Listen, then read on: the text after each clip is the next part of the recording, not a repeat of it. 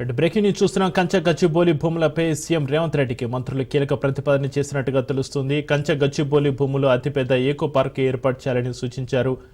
Bird park, butterfly garden, తాబేలా park, flower garden ఏర్పాటు, lakes and rocks కు ప్రాధాన్యం ఇవ్వాలని తెలిపినట్టుగా తెలుస్తుంది. హెచ్సియు 400 ఎకరాలతో పాటు మరో 1000 ఎకరాలు సేకరించేందుకు చర్యలు తీసుకోవాలని, రాజు పార్కుగా పేరు పెట్టాలనే ప్రతిపాదన తీసుకొచ్చినట్టుగా తెలుస్తోంది.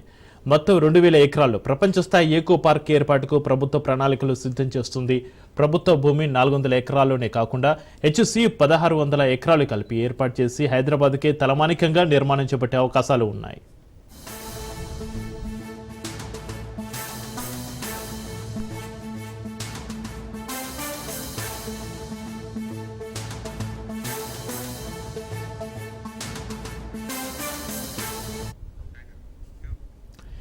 కంచె గచ్చిబౌలి భూములపై సీఎం రేవంత్ రెడ్డికి మంత్రులు కీలక ప్రతిపాదన చేసినట్టుగా తెలుస్తుంది. ఇక దీనికి సంబంధించిన మరింత సమాచారాన్ని మా ప్రతినిధి రాజు ఫోన్ అందిస్తారు. రాజు, కంచె గచ్చిబౌలి భూముల వ్యవహారం ఏదైతే ఉందో ఈ వ్యవహారంపై ఇప్పటికే మంత్రుల కమిటీ వేయడం జరిగింది. ఈ మంత్రుల కమిటీ అయితే సీఎం రేవంత్ రెడ్డి దగ్గర తాజాగా ఒక ప్రతిపాదన సమర్పించారని చెప్పి తెలుస్తా ఉంది. ఈ వ్యవహారంపై భేటీ అయినటువంటి మంత్రులు అతిపెద్ద ఎకో పార్క్ ఏర్పాటు చేస్తే ఏ విధంగా ఉంటుంది అని చెప్పి కూడా సీఎం రేవంత్ రెడ్డికి ఒక ప్రతిపాదన సమర్పించినట్టుగా కూడా తెలుస్తా ఉంది. ఎందుకంటే ఇప్పటికే ఈ యొక్క పార్క్ లో బర్డ్ పార్క్, అదేవిధంగా బటర్ఫ్లై గార్డెన్, తాబేళ్ల పార్క్, ఫ్లవర్ గార్డెన్ ఏర్పాటు, అదేవిధంగా లేక్స్, రాక్స్ కు ప్రాధాన్యం ఇచ్చే విధంగా కూడా ఒక అతిపెద్ద పార్క్ ని ఏర్పాటు చేసే ఆలోచన చేస్తే ఏ విధంగా ఉంటుందన్నట్టు కూడా ఒక ప్రతిపాదన అయితే రేవంత్ రెడ్డికి సమర్పించడం జరిగింది.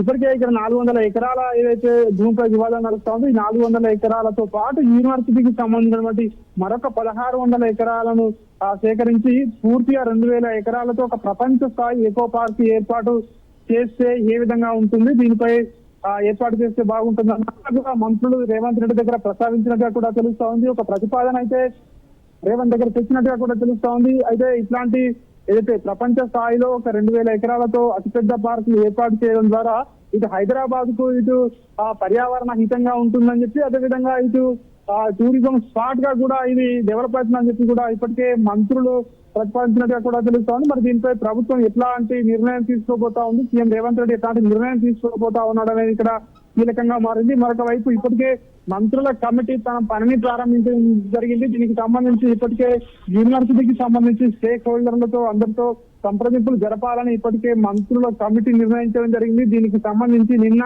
చీఫ్ సెక్రటరీ శాంతి కుమారితో యొక్క మంత్రుల కమిటీ భేటీ కావడం జరిగింది. రెవెన్యూ, ఫారెస్ట్ అధికారులతో ప్రత్యేకంగా సమావేశం కూడా నిర్వహించడం జరిగింది. దీనికి సంబంధించి ఇప్పటికే సుప్రీంకోర్టుకు ఈ నెల 16వ తేదీలోపు పూర్తి స్థాయి నివేదిక సమర్పించవలసి ఉంటుంది. కాబట్టి ఈ నివేదికలో పొందుపరిచినటువంటి విషయాలు, అదేవిధంగా ప్రభుత్వం ఏ విధంగా ముందుకు వెళ్లాలనుకుంటుంది, ముఖ్యంగా ఈ యొక్క స్టేక్ హోల్డర్లతో ఈ రోజు కావచ్చు, అదేవిధంగా ఈ రోజు నుంచి ఈ నెల 16వ తేదీలోపు ఈ విద్యార్థి సంఘాలతో కావచ్చు, జేఏసీ సంఘాల నేతలతో కావచ్చు, ఇటు పర్యావరణవేత్తలతో కావచ్చు, ఇతర ప్రముఖులతో మంత్రుల బృందం అయితే భేటీ కాబోతా ఉంది. వారి యొక్క అభిప్రాయాలన్నింటినీ కూడా క్రోడీకరించబోతా ఉన్నారు.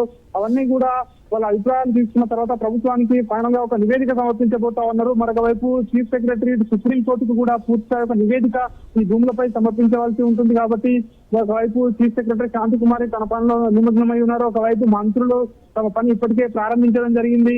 మరొక వైపు ముఖ్యమంత్రి దగ్గర ఒక ప్రస్తావన అయితే తీసుకొచ్చినట్టుగా కూడా తెలుస్తా ఉంది. ఒక 2000 ఎకరాలతో అతిపెద్ద ఎకో పార్క్ ఏర్పాటు చేస్తే ఏ విధంగా ఉంటుంది, దానికి రాజీవ్ గాంధీ పేరు పెట్టడం ద్వారా రాజీవ్ గాంధీ పేరు కూడా చిరస్థాయిగా నిలిచిపోతుంది తెలంగాణలో అని చెప్పి కూడా మంత్రులు భావిస్తున్నట్టుగా కూడా తెలుస్తా ఉంది. దీనిపై ప్రభుత్వం ఎట్లాంటి నిర్ణయం తీసుకోబోతా ఉంది అనేది మాత్రం చూడాల్సి ఉంటుంది.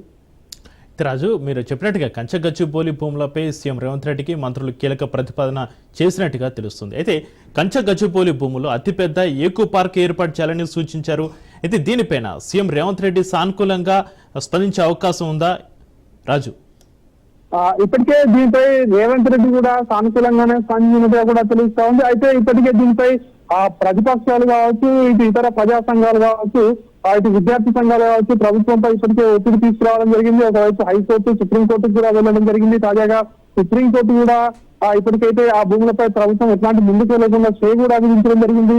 అంటే ప్రభుత్వం ఎట్లాంటి దేశజాలకు పోకుండా పర్యావరణ హితంగా ఆలోచిస్తుందని చెప్పేసి కూడా ఇప్పటికే మంత్రులు వాళ్ళు మాటలు చెప్తున్న పరిస్థితి కనిపిస్తా ఉంది. కోర్టులకు లోపల ఒక నిర్ణయం తీసుకుంటాము, అది కూడా ఒకవేళ ఐటీ సంబంధించినటువంటి ఐటీ రంగానికి సంబంధించి అభివృద్ధి పరచడానికి ఇతర ఆల్టర్నేట్ భూములు కూడా హైదరాబాద్ చుట్టుపక్కల ఉన్నాయి కాబట్టి సో దీనిపై ప్రభుత్వం ఖచ్చితంగా ఎకో పార్క్ ఏర్పాటు చేసే దిశగానే వెళ్లే అవకాశాలు ఎక్కువగా కనిపిస్తా ఉంది. ఎందుకంటే ఈ 400 ఎకరాల్లో విస్తరించినటువంటి చెట్లు కావచ్చు, ఇతర ఏదైతే పర్యావరణ బయోడైవర్సిటీకి సంబంధించినటువంటి వృక్ష జాతులు కావచ్చు, శిల్పాలు కావచ్చు, ఇవన్నీ కూడా లేక్ సరస్సులు కావచ్చు, ఇవన్నీ కూడా ఉన్నాయి కాబట్టి సో పర్యావరణానికి ఇబ్బంది అయ్యే అవకాశమే ఎక్కువగా కనిపిస్తా ఉంది. కాబట్టి ఖచ్చితంగా ప్రభుత్వం కూడా వెనక్కి తగ్గే ఆలోచనలో ఉన్నట్టుగా కూడా తెలుస్తా ఉంది. ఏది ఏమైనప్పటికీ ఈ మంత్రుల కమిటీ కూడా వీళ్ళందరితో భేటీ అయిన తర్వాత సో వాళ్ళ యొక్క అభిప్రాయాలను అన్ని కూడా తీసుకున్న తర్వాత ఫైనల్ గా ఏం డెసిషన్ తీసుకుంటుంది ప్రభుత్వం అనేది తెలియాల్సి ఉంది. ఇప్పటికి ఉన్న పరిస్థితుల్లో మాత్రం దీనికి సంబంధించి ఒక ఎకో పార్క్ ని ఏర్పాటు చేసే ఆలోచన చేస్తా ఉన్నట్టుగా కూడా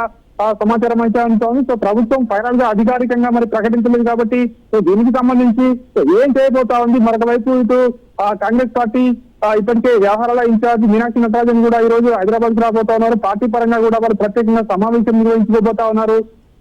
మరొక వైపు రాష్ట్రంలో ఉన్న ప్రస్తుత పరిస్థితులు, యూనివర్సిటీలో ఉన్న ప్రస్తుత పరిస్థితులు, ఒకవైపు సుప్రీంకోర్టు ఇచ్చిన తీర్పు, వీళ్ళందరితో స్టేక్ హోల్డర్లందరితో మీటింగ్ ఏర్పాటు చేయడం, ఇవన్నీ కూడా సంప్రదింపులు పూర్తయిన తర్వాత ఫైనల్ గా ఏం డెసిషన్ తీసుకోబోతా ఉన్నారో అనేది మాత్రం తెలియాల్సి ఉంటుంది. కాబట్టి ఇప్పుడున్న పరిస్థితుల్లో మాత్రం అక్కడ పార్టీ ఏర్పాటు చేసే దిశలోనే ప్రభుత్వం వెళ్లే అవకాశాలు ఎక్కువగా ఉన్నాయని చెప్పి కూడా ఇది విశ్లేషకులైతే భావిస్తున్న పరిస్థితి కనిపిస్తా ఉంది. Right, thank you Raju.